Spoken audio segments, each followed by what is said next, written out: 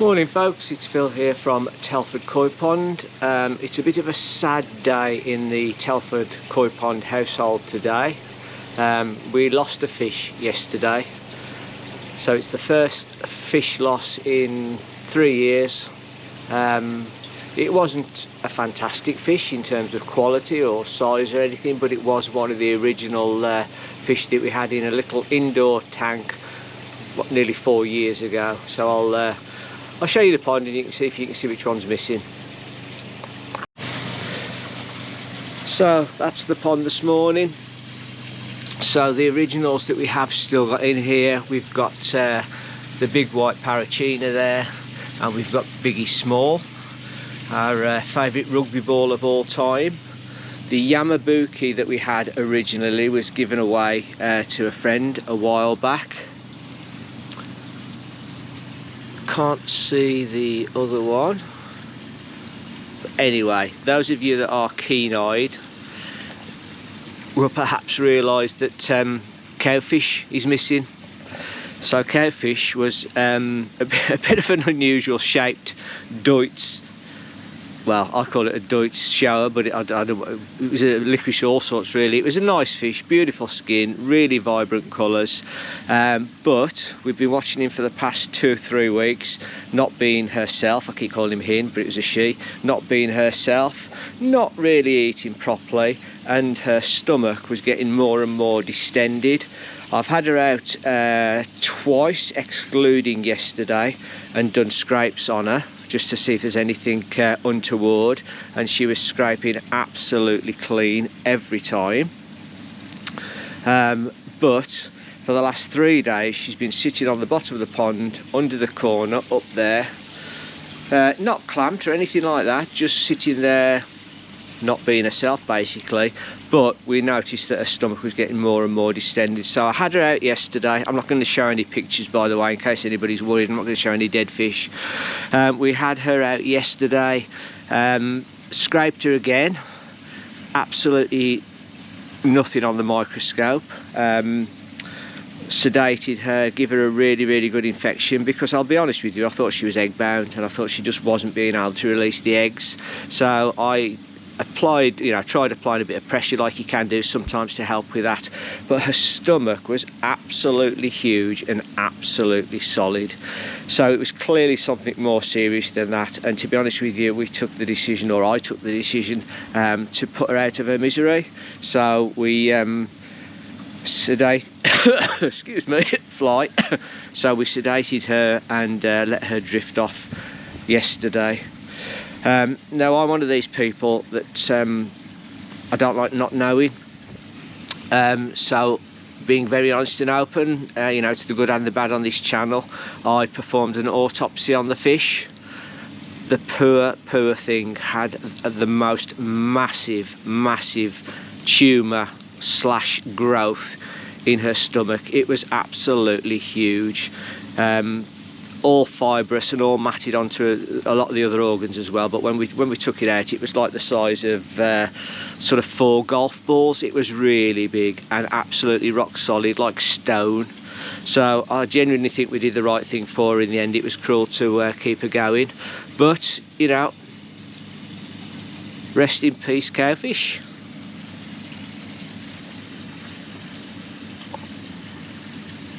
She's gone to that big pond in the sky.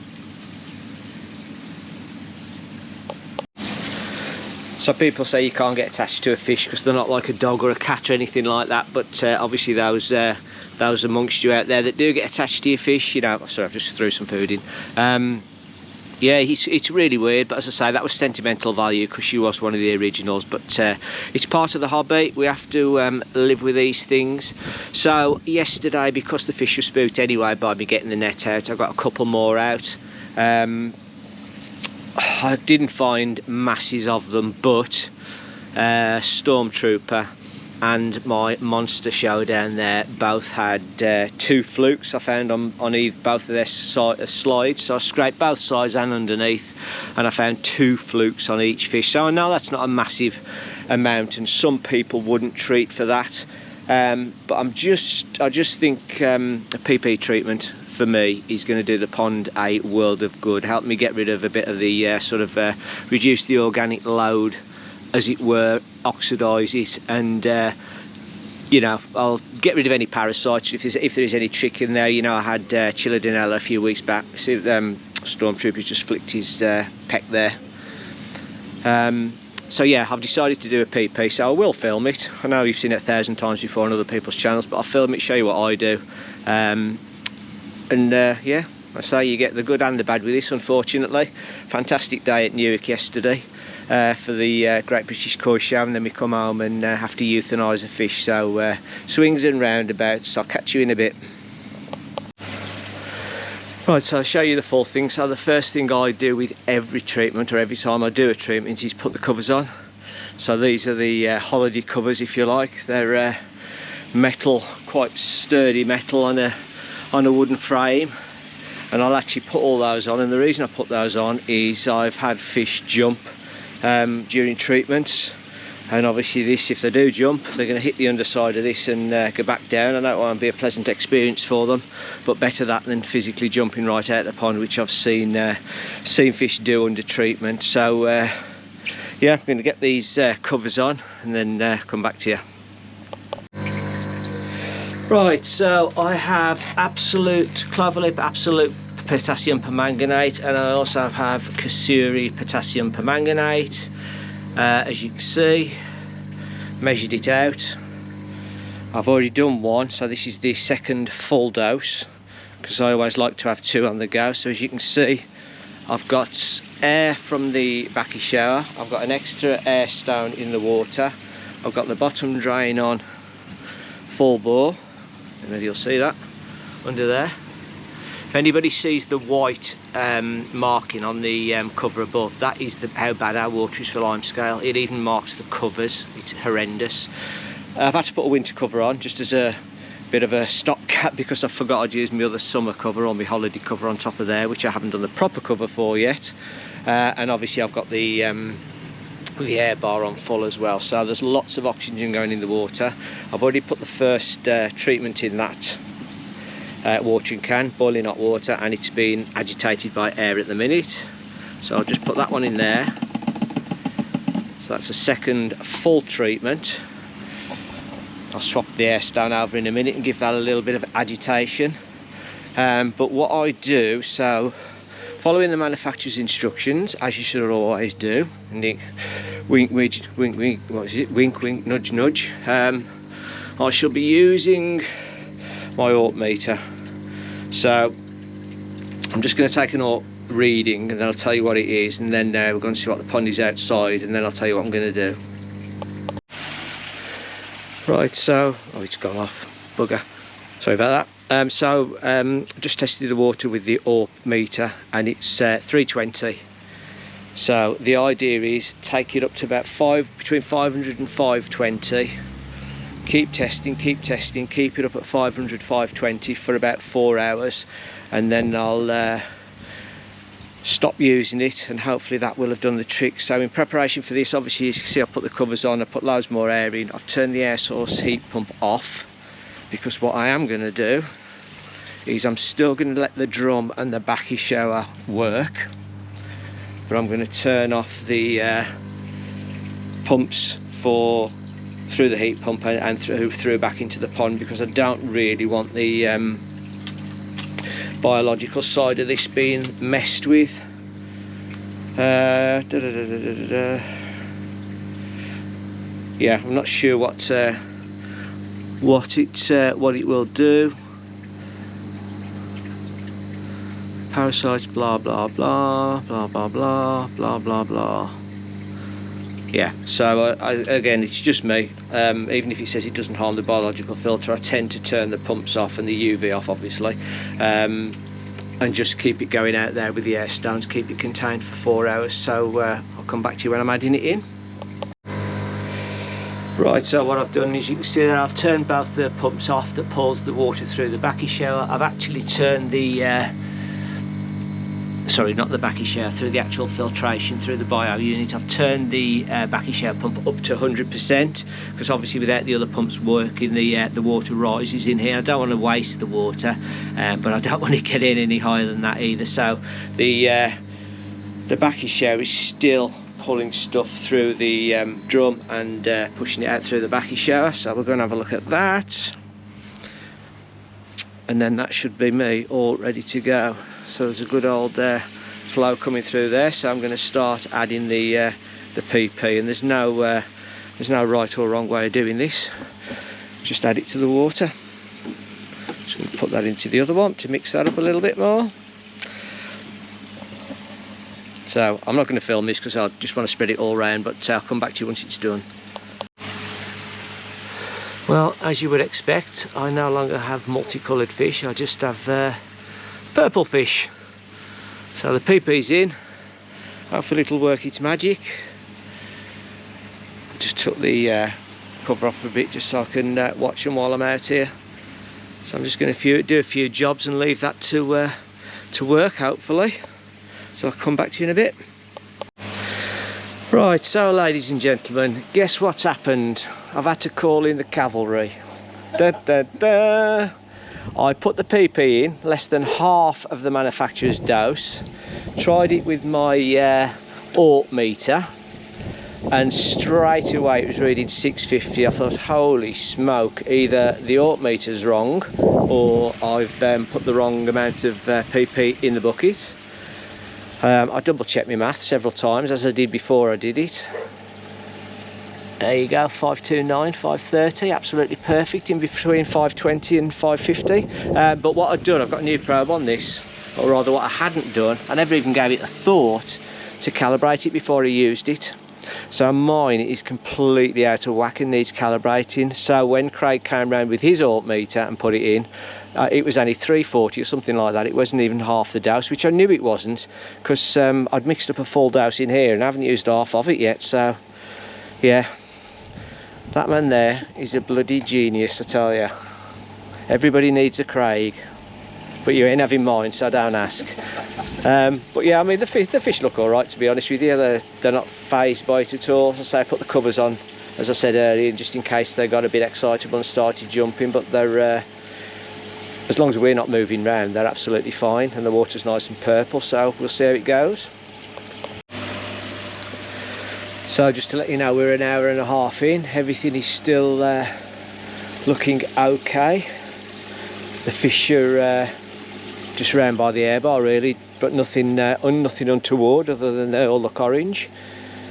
Don't know whether you'll pick any out in down there at the bottom, but they are swimming around. They're not coming up to the top, they're not sort of lying in the air bar or anything like that. I've just done another AUT reading and we're at 540. The cavalry's gone, so Craig's departed, but he's very kindly left me his AUT meter to keep testing with, and he's taken mine home to calibrate. So we'll swap over at some point in the very near future, but yeah, just to let you know, it's all going okay at the minute. Nothing really to report in the filter house. There's a little bit of PP seeping into the filters, but that is because I've got the you can see in the end unit there, it's just a little bit purpley slash brown, but it's I've still got the pump on through the backy shower, so it's still pulling it into the drum part of the chamber and then out. So these two pumps are still off for the actual pull through the moving bed, and that one I've now reduced to 90%, just because I don't like running everything at anything at 100% for any length of time. So that's working at 90%, and it's giving me a good old flow through the, just make sure that that's underwater.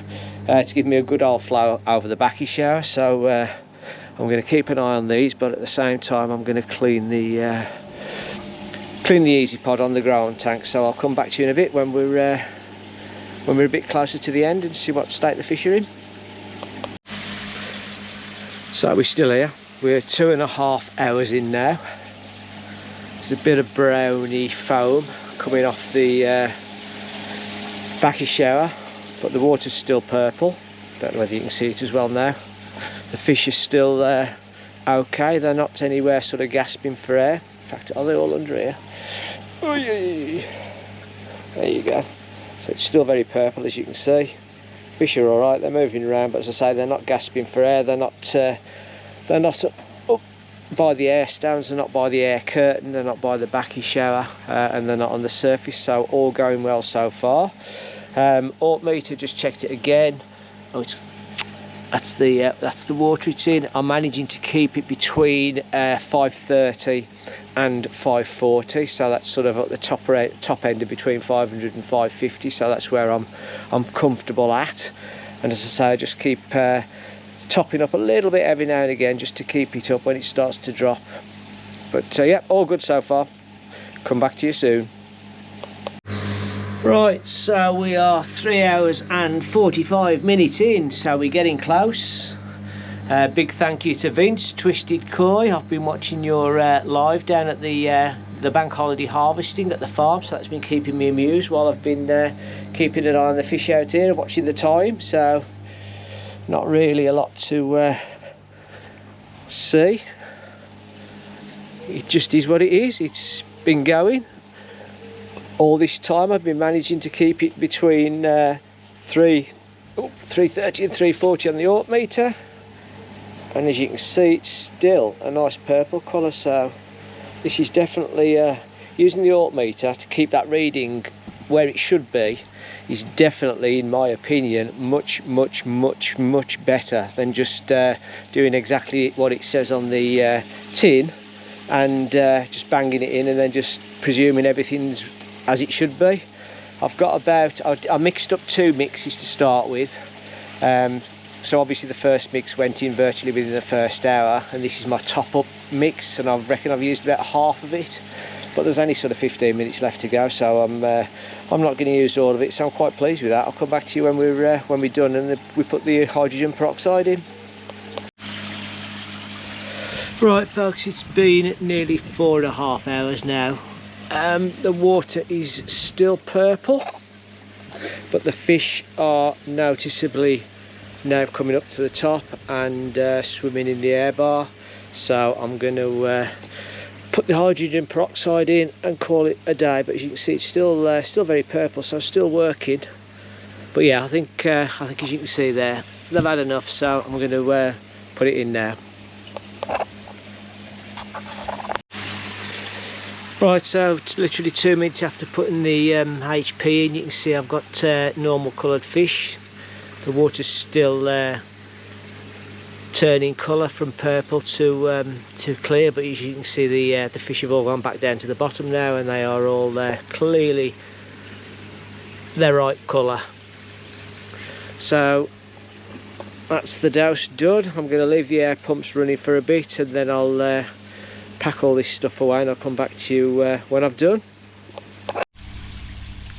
So here we are after the event, and a little bit of a rain shower as well. It's been about what, 30 minutes, 35 minutes, and there you are. The fish are all basically visible again, even in the glare of the camera. They're all swimming round. They all seem to be looking for food, to be honest with you. Nobody seems very much the worse for wear. There we go, Biggie Small still with us, Lancelot still with us, Monster still with us. And there's the Yellow Dragon. Yeah, I'm pleased with that. I mean, still got the floating, some of the floating stuff on the top, as you can see, but obviously that will clear, give it a day or so.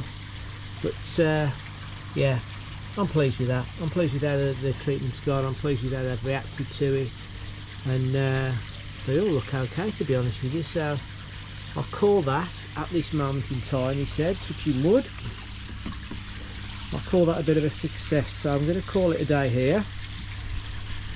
And yeah, I mean, if you can take anything away from this, that's fantastic. But if you're using PP, it depends how comfortable you are, but I would absolutely suggest that an aught meter is a great way of making sure that you're using maximum dosage without going over the risk of going over the top. So there you go. Thank you very much for watching, and hopefully the next video is going to be a bit more exciting, because I think the next one will be the Five Towns Koi Open Day, which is happening this Saturday coming, the 31st of August. I am absolutely buzzing for that one. He's got a ton of fish coming, which is on top of the ones that he's already got. So there's a couple of charity auctions, there's a Gashiki grow and show, there's free food. It's going to be an absolute blast. So if I haven't bored you enough with it already, just get yourself over there on Saturday, and it'd be great to meet you. So I'll see you next time.